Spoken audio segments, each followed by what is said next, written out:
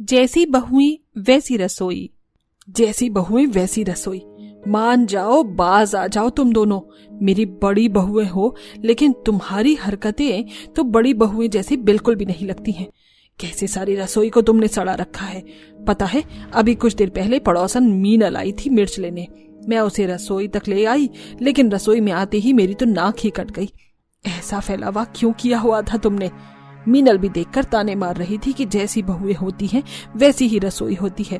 मैं तुम्हें कैसे समझाऊं, तुमने तो मेरी इज्जत की धज्जियां बिखेरी हुई हैं। माँ जी रहने दो ना, क्यों गुस्सा कर रही हो आप? आप जानती ही हो कि भाभी ऐसे ही करती हैं। मैं कर देती हूँ ना रसोई को साफ। आप ज्यादा गुस्सा ना करो, मैं जा रही हूँ। कब तक ऐसे ही चलता रहेगा कि तू ही रसोई को संभालेगी? इन दोनों को भी तो अक्ल आनी चाहिए ना। हेमा ऐसे ही गुस्सा करने लगी। हेमा की 3 बहुएं थीं, रिद्धिमा, रागिनी और रोशनी। रागिनी और रोशनी दोनों बड़ी बहुएं थीं, लेकिन उन दोनों में घर को संवार कर रखने का ढंग नहीं था, और खास तौर से उनसे रसोई को तो संभालना आता ही नहीं था। वो दोनों जब भी खाना बनाती या कोई भी छोटे से छोटा काम करती तो पूरी रसोई में ही गंद मचा देती थी। वहीं रिद्धिमा छोटी बहू होने के बाद भी सब अच्छे से ही संभालती थी। ऐसी सिलसिला जारी था और आज के दिन सुबह से रसोई काफी साफ पड़ी हुई थी। चलो, दोपहर का खाना भी बन गया और रसोई भी साफ हो गई। अब शाम को ही इसमें घुसना होगा। रिद्धिमा रसोई को चमका कर निकल ही रही थी कि पीछे से हेमा आ गई। अरे वाह, कितनी साफ और अच्छी लग रही है रसोई। वैसे सही ही बोलते हैं कि जैसी बहुएं वैसी रसोई। रिद्धिमा, तू तो जब भी इसे इस्तेमाल करती है तो इसको मंदिर जैसा बना देती है, एकदम साफ। माँ जी, मेरी माँ भी रसोई को ऐसे ही रखती थी, तो मैंने भी ये सब उनसे ही सीखा है। अच्छी बात है। दोनों सास बहू ऐसे ही बातें करती हुई रसोई से निकल आईं। ऐसे ही शाम हो गई और शाम के वक्त जब रिद्धिमा खाना बनाने को जाने लगी तभी उसे हेमा ने रोक लिया। बहू, रिद्धिमा बहू, तू यही रुक जा। नाश्ता भी तू नहीं बनाया, फिर ये लंच और अब डिनर भी तू ही बनाने जा रही है। तू क्या कोई मशीन है या फिर इस घर की नौकर? इन दोनों को क्या मैं बस झक मारने के लिए लेकर आई हूँ? चलो रोशनी, रागिनी, दोनों खड़ी हो जाओ। आज शाम का खाना तुम बनाओगी। माँ जी, हमारा हर चीज में ही अड़ना जरूरी है क्या? अच्छा, खाना खाने के वक्त तुम्हें ऐसा नहीं बोलती हो? चलो जल्दी से रसोई में जाओ और खाना बनाओ। हेमा की बात को सुनकर रोशनी और रागिनी बेदिली से रसोई में खाना बनाने को आ गई। जब हमारी देवरानी खुद ही खाना बनाने को रसोई में आ ही रही थी तो माँ जी का जरूरी था हमें भी काम पर लगाना। अब चलो रागिनी, नीचे से चावल बनाने का भगोना निकाल लो। अरे नहीं, ये भगोना तो काफी अंदर तक घुसा हुआ है। निकल गया। रागिनी ने भगोना ऐसे निकाला जिससे कि उसके आसपास और उसके ऊपर रखे हुए सारे बर्तन गिर गए। फिर ऐसे ही उन दोनों ने खाना बनाना शुरू किया। इन चावलों में कितने चम्मच नमक डलता है भाभी? पता नहीं, शायद 3 या 4 चम्मच। 4 डाल दे। ऐसे दोनों ही आड़े टेढ़े नाप से खाना बनाने लगी और साथ ही जो मिर्च मसाले वो डाल रही थी उनके ठीक से ढक्कन भी बंद नहीं किए। ऐसे ही उन्होंने फ्रिज से कुछ निकाला तो उसे बंद नहीं किया और सारी रसोई में गंद फैलाकर उन्होंने खाना बना दिया। अच्छा है जो आखिरकार खाना बन गया। अब चलो यहाँ से बाहर चलते हैं। रागिनी और रोशनी ने कुछ भी साफ नहीं किया और ऐसे ही गंदगी फैले हुए किचन से वो दोनों निकल आईं। कुछ देर बाद जब खाना लेने को हेमा रसोई में गई तो वो रसोई की हालत को देखकर चौंक गई और उसे बहुत ज्यादा गुस्सा भी आया। रागिनी, रोशनी, यहाँ आओ। ये बताओ कि तुम लोगों को कौन से दिन तमीज आएगी? क्या यही तुम्हारा ढंग और सलीका है? देखो तो जरा, सारे बर्तन गिरे पड़े हैं, पूरा स्लैब फैला हुआ है और सारे मसाले के डब्बे भी खुले हुए हैं। फ्रिज भी बंद नहीं है और साथ ही मिक्सी वगैरह भी ऐसे ही फैला कर डाले हुए हैं। बताओ मैं क्या करूं तुम्हारा? माँ जी, ज्यादा गुस्सा मत करो, मैं हूं ना, मैं इसे साफ कर देती हूँ। भाभीयों ने खाना बना दिया, बस इतना ही काफी है। रिद्धिमा ने किसी तरह बात को संभाल लिया और उसने खुद को पूरी तरह फैली हुई रसोई को समेटा। रिद्धिमा ऐसी ही थी, 2 बहुएं बिगाड़ती थी तो वो अकेली चीजों को सुधार देती थी। ऐसे ही सिलसिला जारी था और आज के दिन तीनों बहुओं के घर कुछ मेहमान आने वाले थे। आज तो मेहमान आएंगे, मैं शाम को पकाने के लिए सामान लेकर आ रही हूँ। भाभी, अगर मेरे पीछे मेहमान आ जाए तो उनके चाय नाश्ते को आप हैंडल कर लेना। सारी रसोई सिमटी हुई है और उनके नाश्ते का सामान ड्रॉर में है, बाकी कोल्ड ड्रिंक मैंने फ्रिज में रख दिया था। रिद्धिमा ऐसे ही सारी बातें रोशनी और रागिनी को समझाकर खुद शाम के खाने का सामान लेने को चली गई। रिद्धिमा के निकलते ही मेहमान आ गए और अब बारी थी रागिनी और रोशनी की उन्हें नाश्ता देने की। चलो जल्दी से इन्हें नाश्ता देते हैं, आज तो हमसे कोई गलती नहीं होगी। देखना, आज तो माँ जी हमसे खुश हो ही जाएंगी।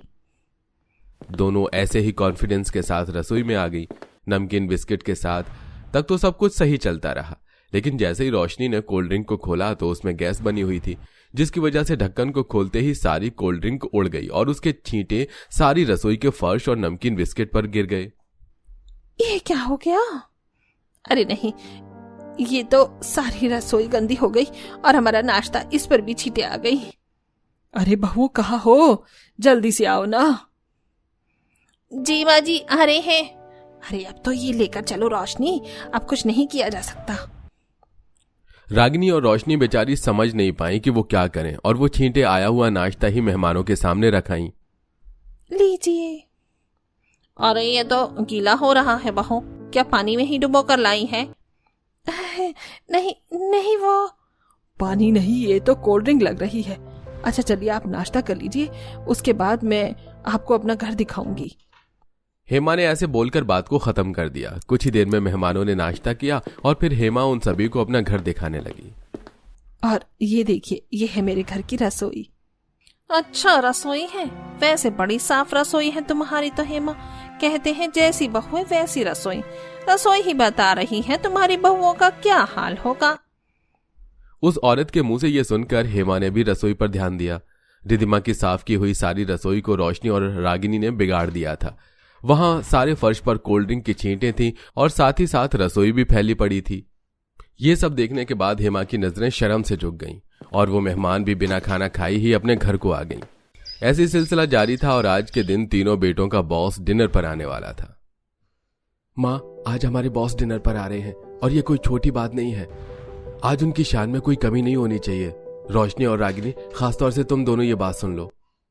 अगर चाहते हो कि सब कुछ सही रहे तो इन दोनों को रसोई से दूर रखना, क्योंकि इन दोनों को काम बिगाड़ने के सिवा कुछ और नहीं आता है। तुम फिक्र मत करो बेटा, आज के दिन मैं इन्हें रसोई का रास्ता भी नहीं देखने दूंगी।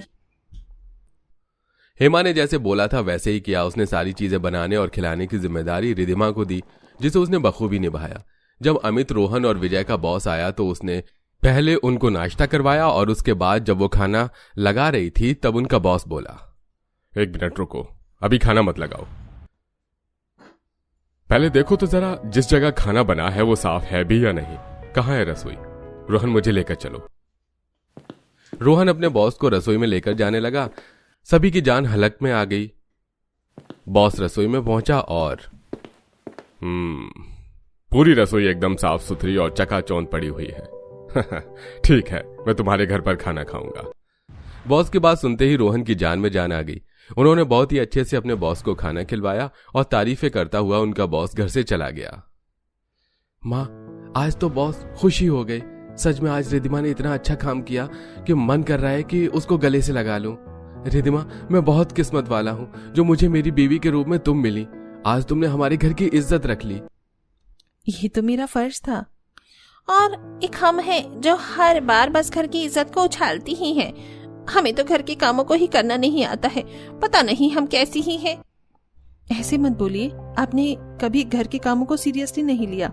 जिस दिन आप जिम्मेदारी से कामों को करने लगेंगी उसी दिन से चीजें खुद सुधरने लगेंगी। मैं आपको रसोई में अच्छे से काम करने का तरीका बता दूंगी, आप चिंता मत करो। रिधिमा ने दोनों को समझाया, जिससे कि उन्हें भी थोड़ा अच्छा महसूस हुआ। बस फिर क्या था, उस दिन के बाद से रिधिमा अपनी जेठानियों को सिखाने लगी और वो दोनों उनसे सीखने लगी। अब धीरे धीरे उनसे भी रसोई को संभालना आता जा रहा था और सब कुछ अब ठीक हो चुका था। वाह, क्या फर्स्ट क्लास खाना बना है आस्था भाभी। 2 और गर्मा गर्म पराठे और थोड़ी पनीर की भुर्जी देना। अभी लाई देवर जी। आस्था पसीना पसीना होकर भुर्जी पराठे लेकर रसोड़े से आने लगती है, तभी फिसलने से बचती है। संभाल कर आस्था बहू, कितनी बार कहा है जमीन में पैर दबा कर चला कर। पाँव भारी है, 9वां महीना चढ़ गया है तुझे, अभी कोई ऊंच नीच हो जाती तो। बड़ी बहू, अभी तुम नाजुक दौर से गुजर रही हो, आराम किया करो। डिलीवरी तक खाना तुम्हारी सास बना लेंगी। पर बाबूजी, मुझे आप सब लोगों को खाना बनाकर खिलाने में खुशी होती है। वैसे भी एक कुशल गृहिणी होने के नाते ये तो मेरा कर्तव्य है। तभी ऋषभ मस्करे के मिजाज में कहता है, पर भाभी आज तो आपने पराठे ज्यादा ही सेक डाले हैं, बेचारे पापड़ के जैसे कुरकुरे हो गए हैं। दाल चावल पर मस्त लगेगा, बाकी पनीर की भुर्जी भी खास नहीं बनी। अच्छा, बरखुरदार को पराठे पापड़ लग रहे, तो रहने दीजिए, मत खाइए। अब तो आप देवरानी जी के हाथों की घी में चुपड़ी रोटी खाना। हाय भाभी, मैं तो मजाक कर रहा था, मेरे कान छोड़िए। देवर भाभी की खट्टी मीठी नोक-झोंक देखकर ससुराल वाले खिलखिलाकर हंस पड़ते हैं। आस्था बहुत सरल सीधे स्वभाव की थी।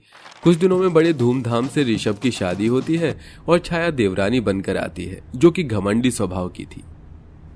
आई है शुभ घड़ी, आज बनी मैं बड़ी, कल तक घर की बहू थी, अब हूँ जेठानी।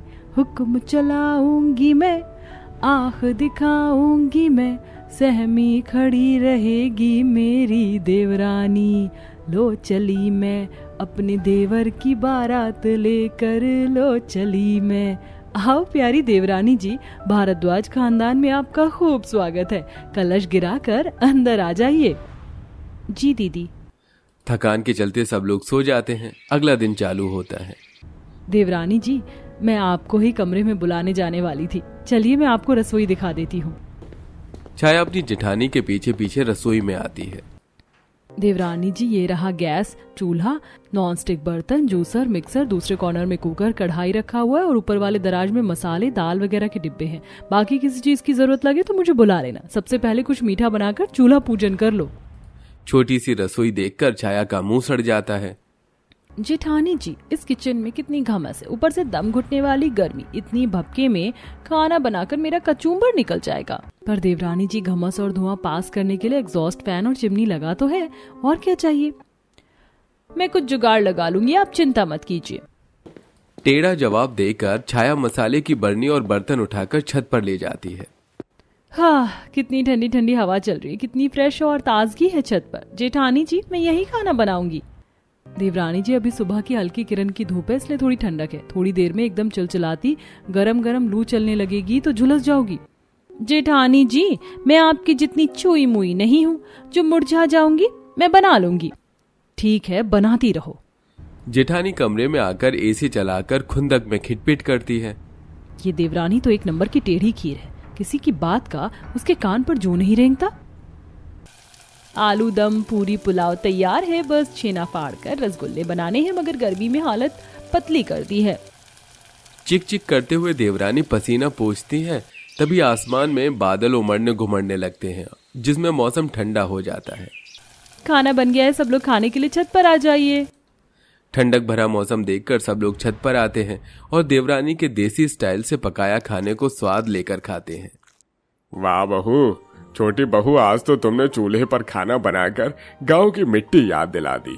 और ये चूल्हे की रोटी तो खाने में बड़ा सौंधी सौंधी लग रही है। सच में छाया बहू, तूने तो देसी खान पान से जेठानी को पछाड़ दिया। वैसे आस्था बहू भी खाना खूब स्वाद बनाती है, मगर उसका हाथ तेरे मुकाबले थोड़ा खींचा खींचा सा है। थैंक यू मम्मी जी। पापा जी लाइए, मैं पंखा करती हूँ, आप लोग आराम से खाइए। क्या बात है, मेरा तीर तो सीधे निशाने पर लगा है। मेरी जेठानी तो जल भुन के खाक हो रही होगी। चलो अच्छा है, परिवार में छाया ने अपनी जगह बना ली है। इसी तरह अगले दिन आस्था तड़के सुबह टहलने के लिए छत पर आती है। हाँ, मन बड़ा बेचैन बेचैन सा हो रहा है। छत पर थोड़ा योगासन कर लूंगी और टहल भी लूंगी। ये छत पर इतनी तेज धुआं कहाँ से आ रहा है?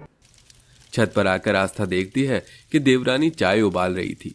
मार्बल वाले छत के फर्श को काला काला देखकर जेठानी का मुंह चढ़ जाता है। छाया, तुम यहाँ छत पर क्यों चाय बना रही हो? क्या किचन में रखा 4 बर्नर वाला चूल्हा काफी नहीं है? मेरा मूड, मैं यहीं चाय बनाऊंगी, आपको क्या दिक्कत परेशानी है? देवरानी जी, मैं प्रेग्नेंट हूँ, मैं डेली छत पर ही टहलती हूँ। अपना ये चूल्हा चौका समेट लो। देखिए जेठानी जी, मुझ पर दामन चलाने की कोई जरूरत नहीं है और मेरा तो फिक्स है, मैं छत पर ही चाय पानी नाश्ता खाना सब कुछ बनाऊंगी, समझी? तुम्हारी अकड़ तो सासू माँ ही सीधी करेंगी। जो तुमने सफेद संगमरमर वाले फर्श को नाश मारा है ना, तुमसे साफ करवाएंगी। जेठानी आग बबूला होकर सबको बुलाती है। अरे भाई, क्यों सवेरे सवेरे दोनों देवरानी जेठानी कचर कचर कर रही हो? लफड़ा क्या है? तभी छाया आग में घी डालते हुए बोलती है। मम्मी जी, मैं बताती हूँ, मुझसे उस छोटी रसोई में खाना नहीं बनता। मैं तो केवल छत पर चाय पानी बना रही थी और जेठानी जी मुझ पर राशन पानी लेकर चढ़ गई। बड़ी बहू, ये तो तेरी सरासर गलत बात है। छोटी बहू, अगर तुझे छत पर खाना बनाने में आरामदायक है तो खाना बना, तुझे कोई नहीं रोकेगा। जी मम्मी जी। पर सासू माँ, ये देवरानी कितनी चंट है। डांट खाकर आस्था कमरे में बैठकर बहुत रोती है। देखो आस्था, इस घर के हर एक चीजों को अब तुम्हें अपनी देवरानी से बांटना सीखना होगा। अच्छा, मैं दफ्तर जा रहा हूं। इस तरह देवरानी का गर्मी में छत पर खाना बनाने का सिलसिला जारी था। छत के नीचे वाला कमरा आस्था का था, जहां छत पर खाना बनने के चलते खूब भभका मचता। उफ, आज तो एसी भी गरम गरम सी हवा फेंक रही है। पता नहीं देवरानी इतनी गर्मी में छत पर खाना बनाना कब छोड़ेगी। नाक में दम करके रख दिया है। छाया की जेठानी के साथ पड़ोसी भी अब मोहल्ले में धुआं उठने से परेशान हो जाते हैं।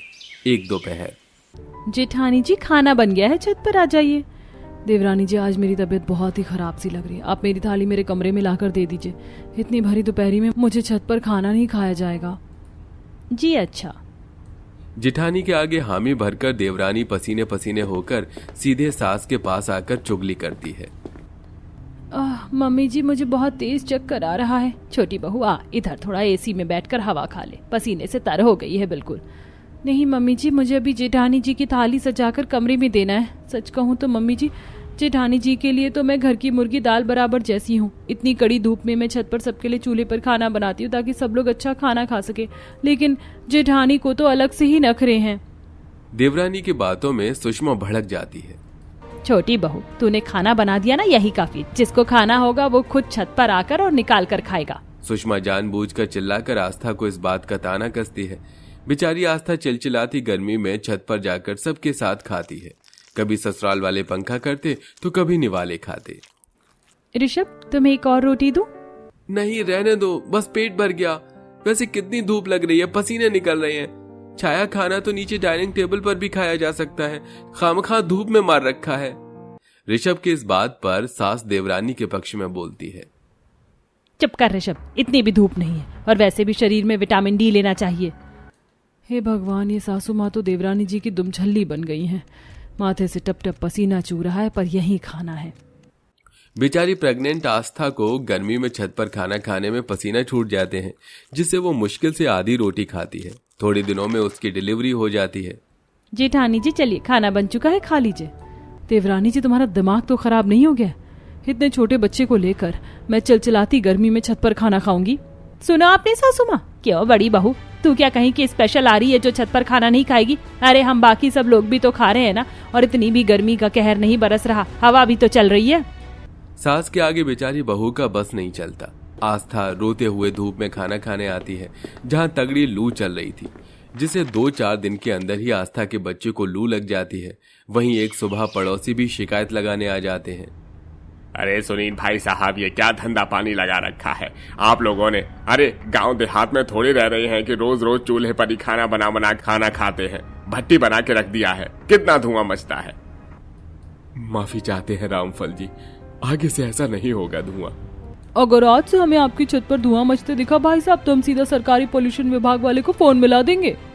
मोहल्ले वाले धमका कर चले जाते हैं। सुषमा कहती है, छाया बहू, आज से छत पर खाना बनाना बंद, रसोई में खाना बनाना समझी। तुम्हारे चलते मोहल्ले वाले कितनी चिक चिक कर रहे हैं। आप बड़ी चंट हैं सासू माँ, चित्त भी आपकी, पट भी आपकी। अरे इतने दिनों से तो मैं छत पर खाना बना रही थी, तो आप लोग भी तो भर भर के खा रहे थे। बहू मत भूल, तेरे ही भड़कावे के चलते मैंने बहू को मजबूर किया कि वो भी छत पर हमारे साथ खाना खाए। उसके चलते आज मेरा पोता कितना ज्यादा बीमार है। माँ जी, सबसे अच्छा रहेगा कि मैं अपना चूल्हा चौका अलग कर लेती हूँ, आप लोग अपना बनाइए खाइए। वैसे भी मैं इतने सारे लोगों का खाना बनाकर थक चुकी हूँ। रसोई के बंटवारे की बात सुनकर ऋषभ अपनी बीवी पर भड़क जाता है। छाया, तुम्हारा दिमाग खराब हो गया क्या? तुमने सोचा भी कैसे कि मैं तुम्हारे साथ अलग रहूंगा? बड़ी भाभी ने इस परिवार को आज तक जोड़ कर रखा था। इससे अच्छा कि तुम मेरा परिवार तोड़ो, मैं तुम्हारे साथ रिश्ता ही तोड़ दूंगा। ये सुनकर छाया रोने लग जाती है। तुम मुझे छोड़ दोगे ऋषभ? देवर जी, शादी तोड़ देने से इस मसले का हल नहीं होगा। छाया देखो, तुम भले खाना मत बनाओ, मैं बना लूंगी, खुश? इतने सब के बावजूद भी जेठानी के बोलचाल के लहजे में नरमी देखकर छाया को अपनी गलती पर बहुत पछतावा होता है और वो अपनी जेठानी से माफी मांगती है, जिसके बाद दोनों देवरानी जेठानी मिलजुल कर एक किचन में ही खाना बनाने लगती हैं।